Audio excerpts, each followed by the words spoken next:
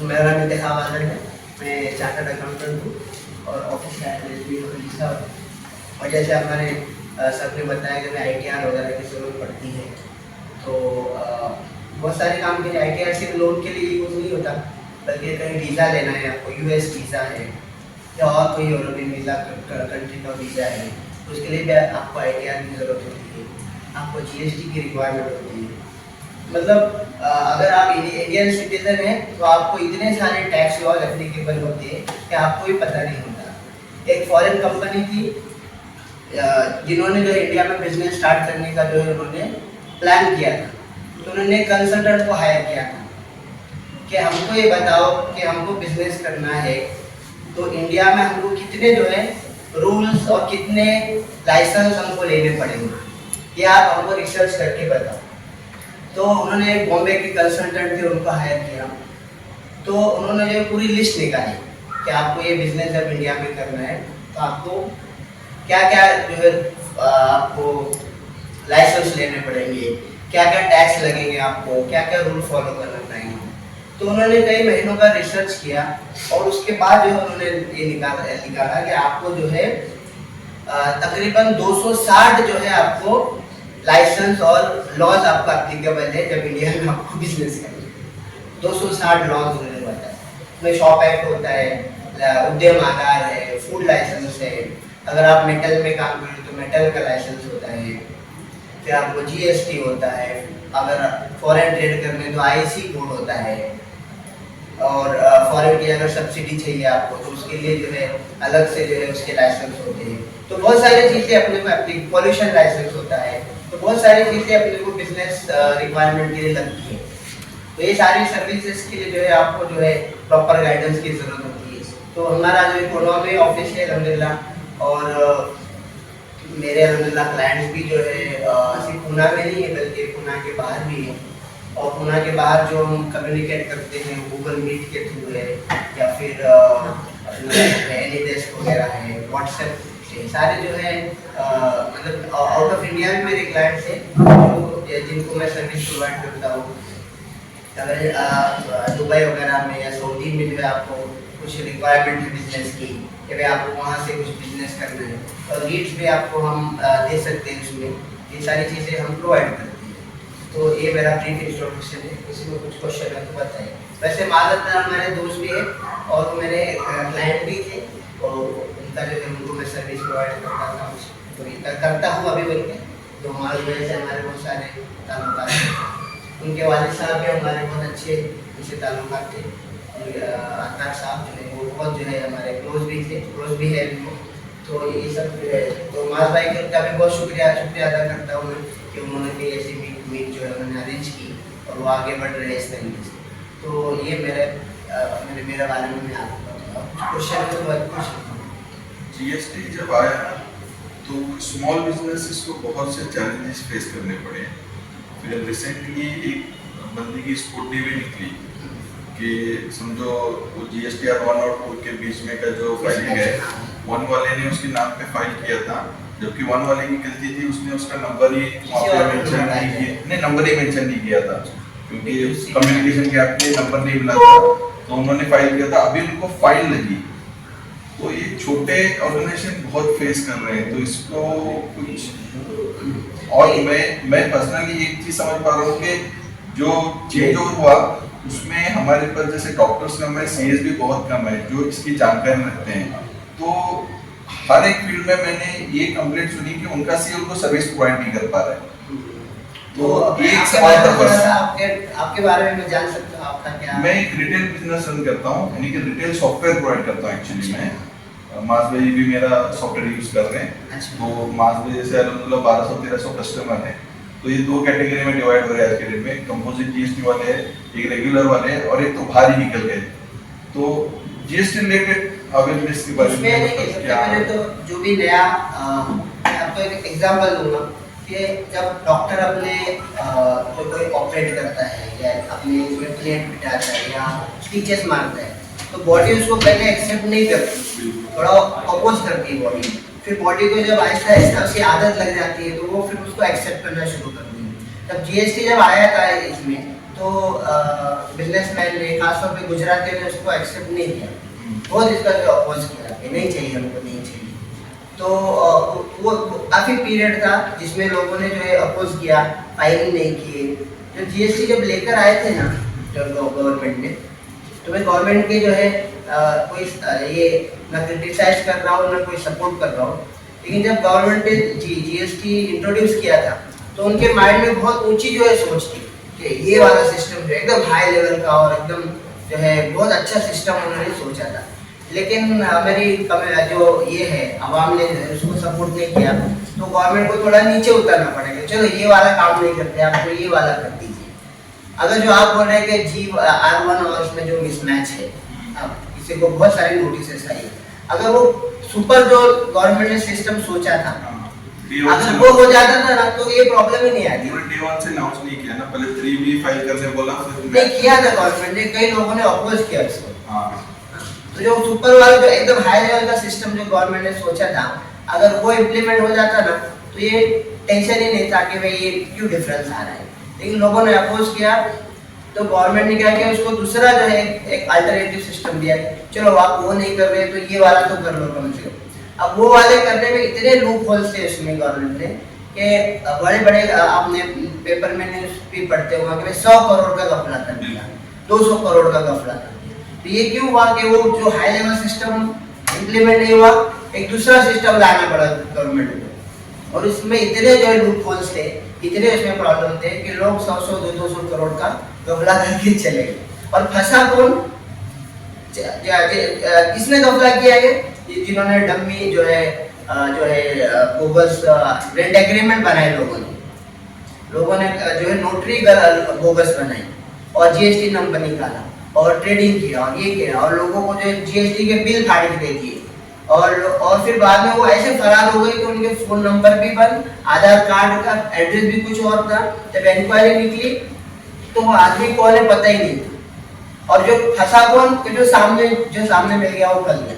तो पुलिस भी क्या करती है कि समझो कोई प्रॉब्लम हो गया इधर सामने, अब जो है असल जो है जो गुनहगार को पकड़ने तो सेकंड स्टेप रहता हो, जो सामने मिल गया उसको पकड़ के और अंदर डाल देती हो। तो जीएसटी वाले भी ऐसे ही करते हैं कि भाई जो असल गुनहगार को पकड़ने के लिए वो बहुत टाइम लगता है उनको, तो वो क्या करते हैं कि जो सामने मिल जाता है ट्रेडर उस पर जो इल्जाम लगा के वो अपना काम स्टार्ट कर देते हैं। तो ऐसा ये है, तो उसमें भी निकालने के सोल्यूशन होते हैं उसमें कि अपने प्रॉपर पेपर्स बताने होते हैं। कि गवर्नमेंट को भी अपनी जो वो हाई लेवल से सेकंड लेवल पे आ गई थी गवर्नमेंट, तो उनको भी अपनी गलती का एहसास हुआ। फिर उन्होंने कुछ नोटिफिकेशन लाए कि ठीक है आपका अगर इतने रेंज तक आपका मैच नहीं होगा तो हम आपको माफ़ कर देंगे। इस तरह से बहुत सारी चीज़ें थी। और दूसरी बात मैं आपको बताना चाहूँगा कि पेपर वर्क में हमारे कम्युनिटी थोड़ा बहुत वीक है, कि उनको पेपर से कुछ एलर्जी होती है। ऐसा है, हम बोलते हैं कि यार जीएसटी नंबर है ना आपको। मेरे जो है अपने मुस्लिम कम्युनिटी के जो है समझे कि जो है 100 लोगों ने जब जीएसटी नंबर निकाला तो उसमें से 30 लोगों को परवाह नहीं होती कि जीएसटी फाइलिंग करना है, उसको बिल अपलोड करना रहता गवर्नमेंट को, ये 11 तारीख के पहले सेल का बिल करना रहता, 20 तारीख को ये करना रहता, उनको फिक्र ही नहीं रहती। हमको ही फोन करना पड़ता है कि सर आप जो है जीएसटी का बिल लागत कब देंगे, हाँ मैं देता हूँ। तो ऐसा उनके पीछे पड़ना पड़ता, ओटीपी जल्दी नहीं देती है ना। और ऐसा लगता है कि साहब ऐसा लगता रहेगा कि भाई उनको ओटीपी दे के हमारे पे एहसान करो। इतना उनको मस्के लगाना पड़ता है, आप दे दो ओटीपी और ना आपको फाइल लगेगा। मतलब वो ओटीपी देकर ऐसा समझते कि हमारे ऊपर एहसान करें, हालांकि उनका काम रहता है। और जीएसटी नंबर बंद हो गया, पेनल्टी। कई लोगों ने जो है जीएसटी फाइलिंग नहीं किया टाइम पे, उनका जीएसटी ब्लॉक हो गया। अब जो है अब बिजनेस में तो उनको लगता है जीएसटी, बड़े बड़े कंपनी ने उनका पेमेंट रोक दिया कि नहीं आपको हम पेमेंट नहीं देंगे जब तक आप जीएसटी एक्टिव मत कराओ, नहीं कराएंगे। तो वो भागते हैं कि आप जीएसटी एक्टिव करा लो। अच्छा, तो मैं फिर उनको कॉस्ट निकाल के बताया कि आपको जो है 40,000 रुपये के गवर्नमेंट को फीस भरनी पड़ेगी, फाइन भरना पड़ेगा 40,000 45,000 रुपये। तो लोगों को जो है ये भी समझ में नहीं आता, इतना जो है मतलब क्या कहेंगे गफलत है इस बारे में।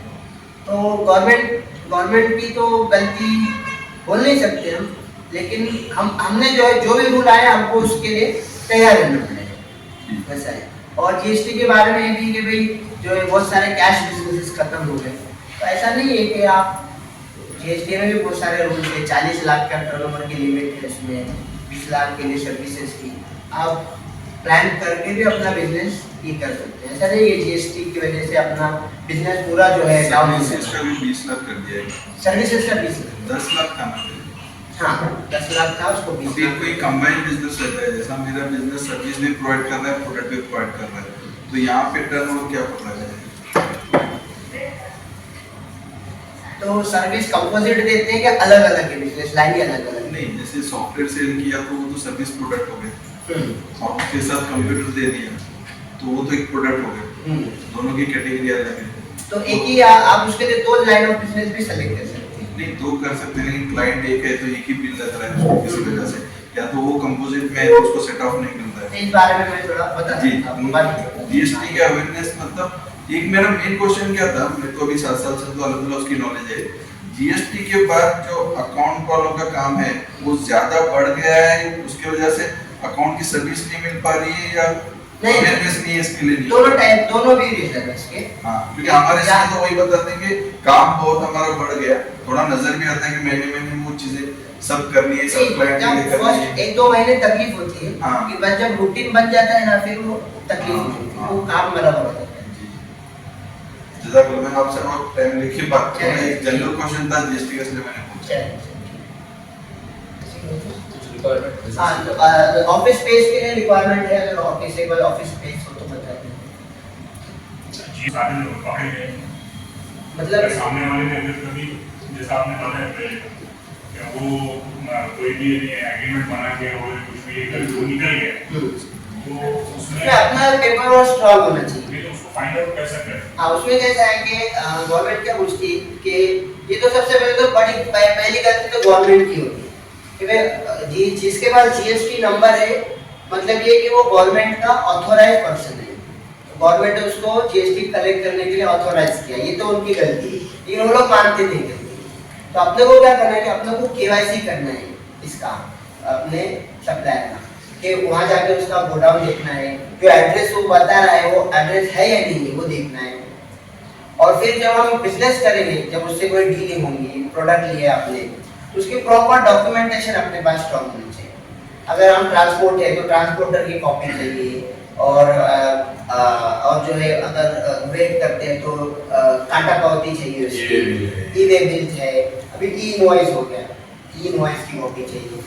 ये सारे डॉक्यूमेंटेशन अपना नहीं, इसमें थोड़ा कैसा है, एक दूसरे को शक के मतलब नजर से देखना होता है, लेकिन उसको कोई ऑप्शन नहीं है, सब देखना पड़ेगा ना सर। मतलब वो होता है, अरे क्या भरोसा नहीं किया, तो वो बात नहीं रहेगी। हाँ, वो नहीं भरोसा किसी पे नहीं नहीं नहीं, अरे मैं इतने दिन से यहाँ बैठा हूँ, क्या भरोसा नहीं, ये बात नहीं भरोसे की बात नहीं। अभी जैसा कि हम लोग जीएसटी भर रहे हैं, सर्विस टैक्स भर रहे हैं, इनकम टैक्स भर रहे हैं, हर तरह के टैक्स भर रहे हैं, तो हमारे से ज़्यादा तो गवर्नमेंट बना रही है, तो ये जिम्मेदारी गवर्नमेंट क्यों नहीं ले पाए?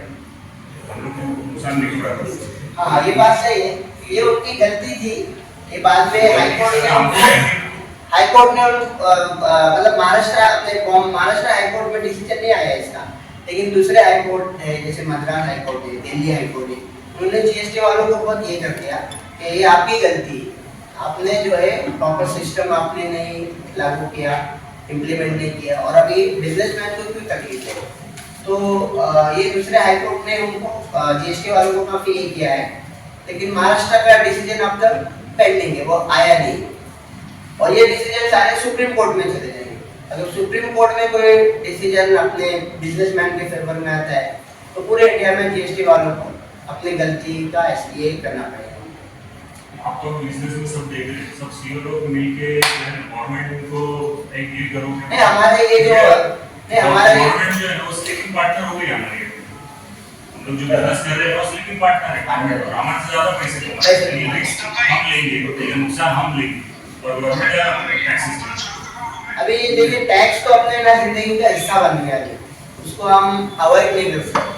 अगर हम कितना भी हम ये टैक्स बंद कर दो तो वो पॉसिबल नहीं है, क्योंकि अपने जैसे दूसरे कंट्रीज है,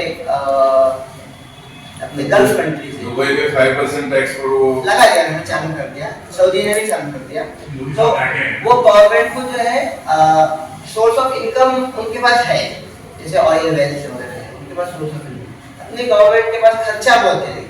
देखिए जो स्कूल टीचर भी होते हैं ना, उनको 40-50 हजार 1-1 लाख रुपए पेमेंट होता है। अरे तो गवर्नमेंट के एक्सपेंसेस बहुत ज्यादा है। गवर्नमेंट जॉब मिल गया तो लोग खुश हो जाते थे, और गवर्नमेंट जॉब लेने के लिए लोग कितना क्या कुछ करते थे आप तो जानते हैं कि नहीं। तो कहने का मतलब कि गवर्नमेंट के खर्चे बहुत होते हैं, अब और अपनी इनकम देखी है नहीं, तो इसलिए गवर्नमेंट टैक्स लगाती है। बिजनेस करने का लेना तो तुम्हारा पहले वर्क ऑर्डर लेना रेगुलर वर्क ऑर्डर लेंगे तो तुम्हारा आगे का बिलिंग का सिस्टम तुम्हारा इससे सिर्फ कुछ समझता है। वर्क ऑर्डर लेते नहीं तो ऑर्डर लेते हो बचे होते सामने वाला डिफॉल्ट ही रहता है। कोई भी ट्रेडिंग का बिजनेस कोई भी हो, तुमने वर्क ऑर्डर लिए से काम ही नहीं चलो, डॉक्यूमेंटेशन प्रॉपर होना तब वो तुम्हारा बिजनेस और प्रॉफिट लॉस है ना इक्वल रहते हैं। लेकिन तुम्हारा टैक्स देने में भी कोई दिक्कत नहीं आती और टैक्स देने में दिक्कत नहीं। वर्क ऑर्डर में वो भी रहता है, टैक्सेस एक्स्ट्रा लिखते हैं ना, पूरा अपडेट रहता है। जीएसटी एक्स्ट्रा या टैक्सेस एक्स्ट्रा लिखा हुआ है। इसके अंदर अगर आपको जीएसटी को कोई अपडेट करना है तो वो डॉक्यूमेंट पहला प्रॉपर है। तो तुम्हारा डॉक्यूमेंट की कोई भाग के कितना कुछ रहता है कुछ डॉक्यूमेंटेशन वर्क ऑर्डर तुम्हारे कहीं कोई भी बिजनेस करते हैं अभी भी तुम अगर कोई कोणता बिजनेस करे तो ऑनलाइन मंगाएगा तो वर्क ऑर्डर देने में तुम मांगे। एक सवाल पूछ, अभी मास भाई ने जो एक प्लेटफॉर्म बनाया है ना, ये रेफरल प्लेटफॉर्म, जहाँ तक मैं समझ पा रहा हूँ, लेकिन एक दूसरे की इसमें हेल्प हो जाएगी। मैंने 2017 में कोशिश की थी कि कोई सोल्यूशन पार्टनर मिले हमको जो अकाउंट्स की नॉलेज रखे, ताकि उसके साथ मिलकर हम अपने क्लाइंट को दोनों टाइप की सर्विस दे पाएँ, लेकिन वो पॉसिबल नहीं हो पाया। जिसको मिलाना था उसकी नॉलेज या तो कम थी या तो जो नॉलेज और पसंद था वो ओवरलोडेड था कि उसके पास काम ही बहुत ज्यादा तो हमें सेमिनार वगैरह कंडक्ट कर सकते हैं इसमें। जी थोड़ा अवेयरनेस के लिए। अवेयरनेस के लिए अकाउंटिंग हमारे माध्यम में इस बारे में नेक्स्ट पेज अभी वही है, क्योंकि अकाउंट तो बेस है हर बिजनेस के लिए। अभी बिजनेस उसमें जैसे जो डोमेन के एक्सपर्ट है, मैं उनसे भी कांटेक्ट करके उनको भी बुला सकता हूँ। जी जैसे हमारे जीएसटी के हमारे पार्टनर है हाँ। समीर भाई, हाँ। वो मतलब अच्छा उनका मतलब अपील लेवल तक वो कर लेते हैं, तो एक्सपोजर भी अच्छा है, तो उनको उस काम के लिए टीडीएस के लिए अलग ऐसा सेमिनार वगैरह कंडक्ट कर सकते जी बहुत अच्छा। हैं।